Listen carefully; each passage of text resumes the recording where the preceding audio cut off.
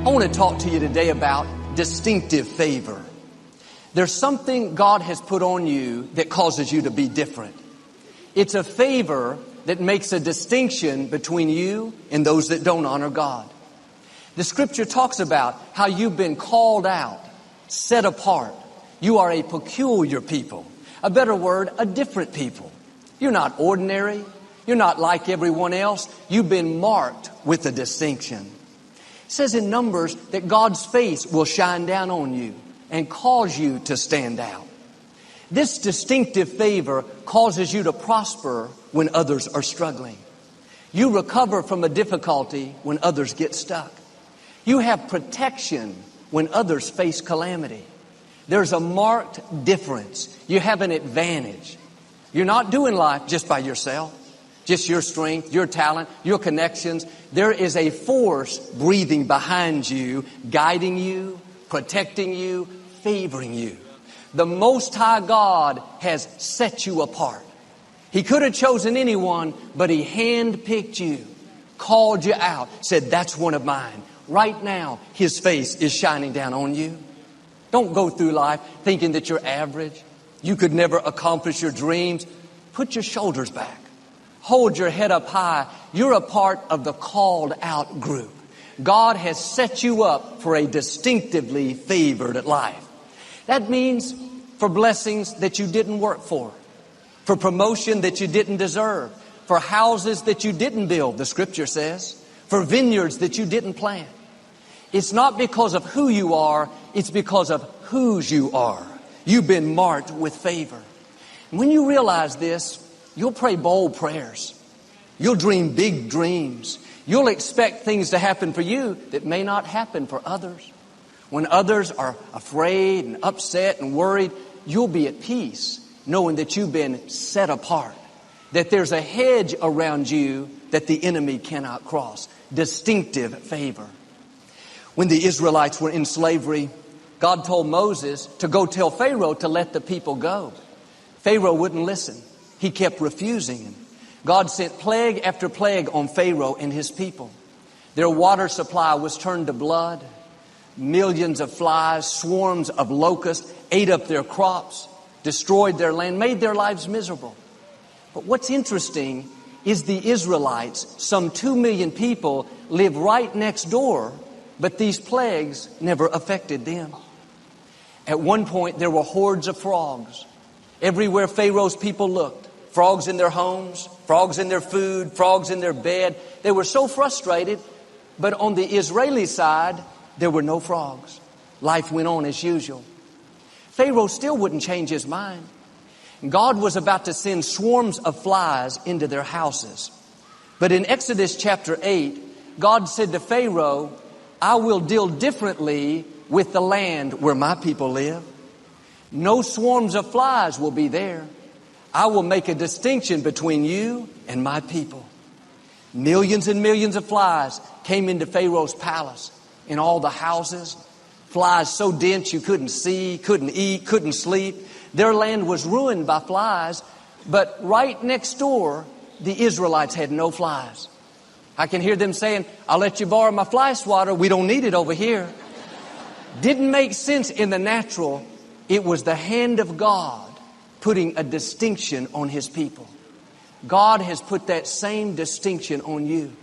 When He breathed life into you, He marked you for favor, marked you for blessing, marked you to stand out. What will defeat others won't be able to defeat you. This is why you don't have to live worried. Worried about your safety, worried about your future, worried about your children. Where there's so many negative things in the world, so much crime and violence. It may be happening all around you, but you have an advantage. God has put a distinction on you. The psalmist said, 1,000 may fall at my side, 10,000 at my right hand, but it will not come near me. God has a hedge of protection around you and your family. For the enemy to get to you, he has to ask God for permission. Now, I'm not saying negative things will never happen. That's not reality. I'm saying you are protected by the one who controls it all. If God does allow it to happen, He's promised that somehow He will turn it and use it for your good. Pharaoh still wouldn't let the people go. And Moses told him, there's about to be a plague on all your livestock, your horses, camels, goats, and sheep.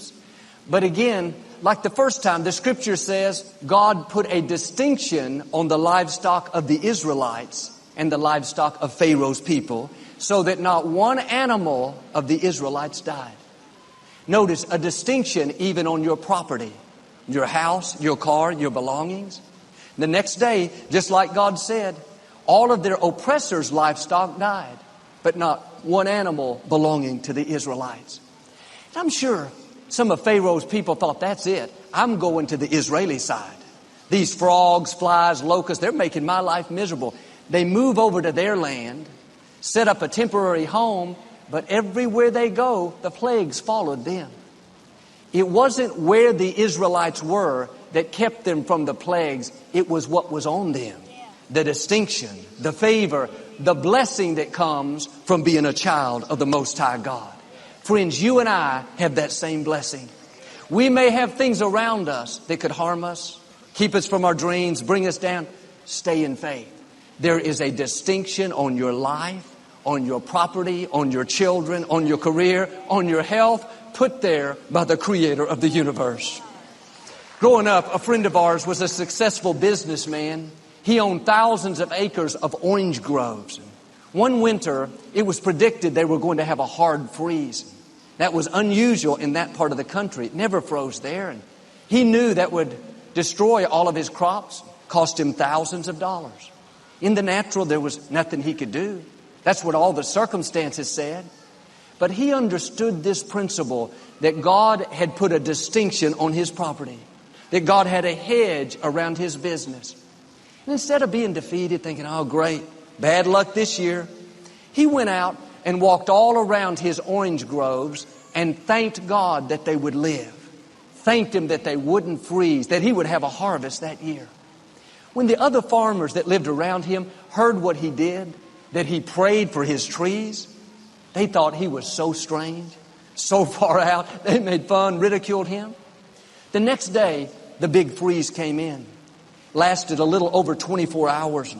The other farmers were very discouraged, trying to figure out how they were going to make a living, not having a harvest that year. But a couple of weeks later, it was the most unusual sight. Our friend's property, hundreds and hundreds of acres, had the most beautiful, healthy orange trees. But the properties next to him, on all four sides, their trees were totally dead. It was like somebody put a blanket over his property. Even the other farmers were so amazed.